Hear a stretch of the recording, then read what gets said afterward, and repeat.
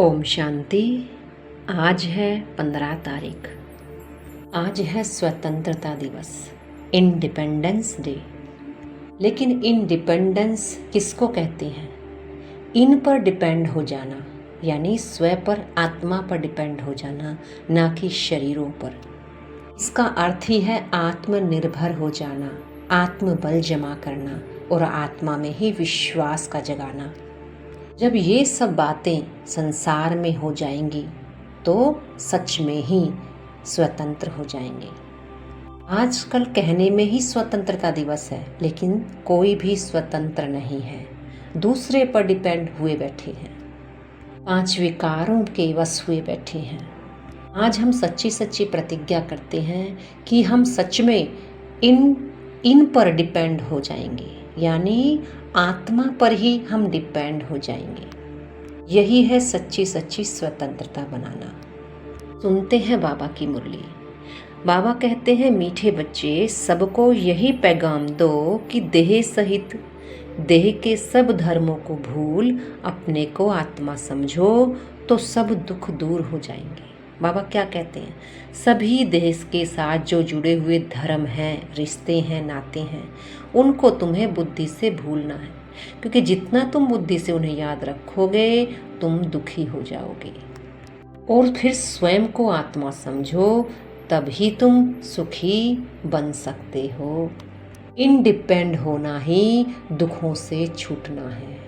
आत्मा पर डिपेंड हो जाएं, आत्मनिर्भर बन जाएं तो सभी दुखों से छूट जाएंगे। आज संसार में क्यों दुखी हैं? स्त्री हो या पुरुष हो, क्यों दुखी हैं?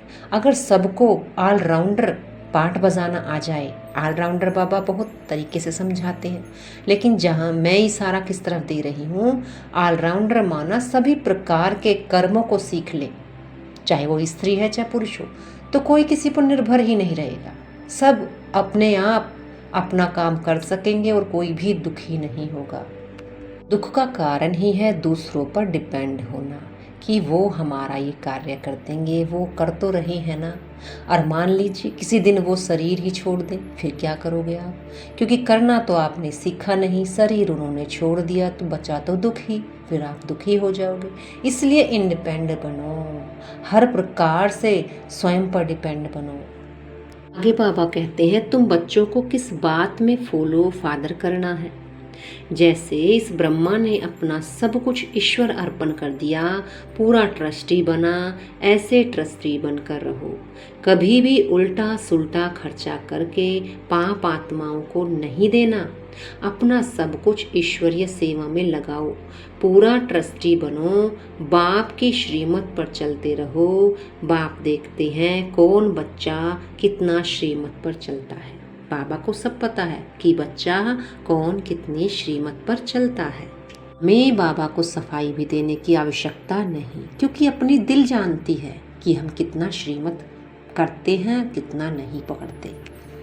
एक राजा की भी कहानी है कि एक राजा ने अपना पूरा राज्यभार एक ऋषि के चरणों में रख दिया था कि आज से ये राज्यभार मैं आपको देता हूँ, आप ही जाओ, इसे संभालो। लेकिन ऋषि ने बड़ी सुंदर बात कही कि हे राजन, तुम राज्यभार जरूर संभालो, परंतु तुम ऐसा समझो कि ये मेरा है, अपना समझकर नहीं चलो। ये तो तुमने जैसे मुझे दे दिया है और इसको अब तुम ट्रस्टी होकर के संभालो, तो तुम देखना तुम बहुत हल्के रहोगे। अगर तुम अपना समझकर चलाओगे तो सब प्रकार का बोझ तुम्हारे ऊपर आ जाएगा। आज से तुम इसे ट्रस्टी समझकर चलना। तो जब कुछ दिनों के बाद वही राजा ऋषि से मिलता है तो कहता है, हाँ, अब मैं बहुत हल्का हो चुका हूँ, अब मुझे किसी बात की कोई टेंशन ही नहीं, क्योंकि सारा दुख का कारण क्या है? मैं और मेरे में। और जब मैं और मेरा ही तेरा कर दिया तो दुख का भान नहीं। राजा ने संभाला भी, उसमें रहा भी, छोड़ा भी नहीं, लेकिन बस वो स्मृति से समर्पण हो गया।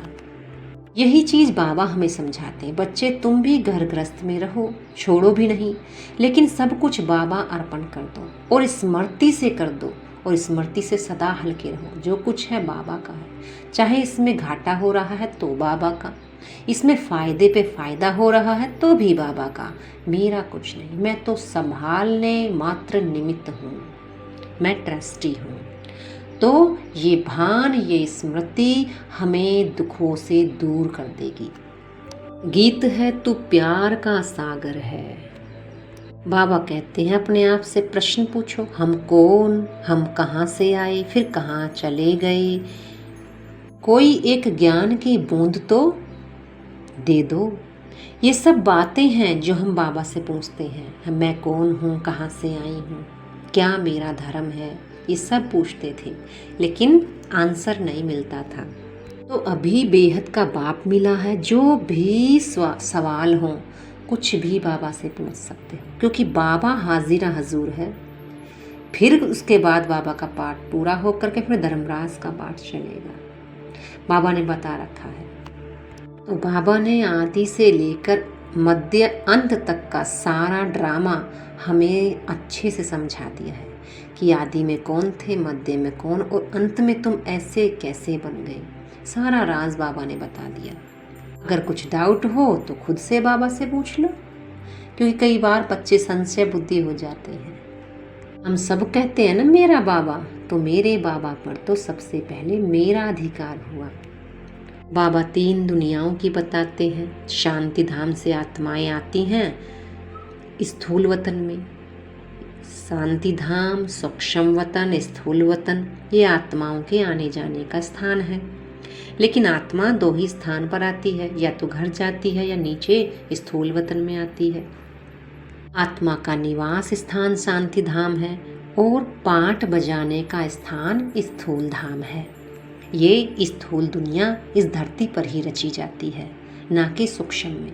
सूक्ष्म में असल में तो सूक्ष्म दुनिया है, स्थूल दुनिया तो स्थूल धरती पर ही होती है। और सूक्ष्म का भी राज बाबा अभी समझाते हैं।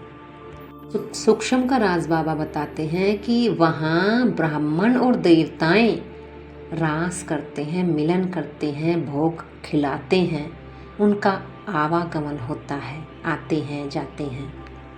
ये सब सूक्ष्म वतन का नज़ारा है। बाबा कहते हैं बस तुम माँ में कम याद करो, मैं मुसलमान हूँ, मैं हिंदू हूँ, बौद्धि हूँ, क्रिश्चियन हूँ, ये सब तो देह के साथ देह के धर्म है। आत्मा तो आत्मा है, आत्मा का तो धर्म क्या है, शांति। और जो सबका धर्म है, एक आत्मा का नहीं, हर एक आत्मा भाई का धर्म शांति है, प्रेम है, आनंद है, पवित्रता है। हम हैं ही आत्मा सतोगुणी, 7 गुणों से बनी हुई। जब हम ये देह लेते हैं तो इन देह के नाम रूपों में आकर फंस जाते हैं, और इसी फंसने के कारण हम दुखी हो जाते हैं। लेकिन फिर बाबा कहते हैं ये भी ड्रामा में नूंद है, पाठ तो आत्मा आकर बजाएगी। बाबा कहते हैं अब तुम्हें इन 5 भूतों का सिर काटना है। पहले पहले काम के सिर को काटते हो, काम ही महाशत्रु गाया हुआ है। बाप कहते इन 5 भूतों पर विजयी पाने से तुम विश्व पर जीत पा लोगे। तो पहले क्या करना है, इस काम विकार के भूत को ही काटना है। इसलिए बाबा कहते जितनी आदत पड़ जाती है वो आदत फिर तुम्हें खींचती है। इसलिए बच्चे फिर माया से हार खा लेते हैं और विकार में चले जाते हैं। अभी हमें हर एक आदत को बदलना ही होगा, क्योंकि हर आदत मेरा संस्कार बन रही है, और संस्कार संगम पर ही भरे जाते हैं एक ही बार।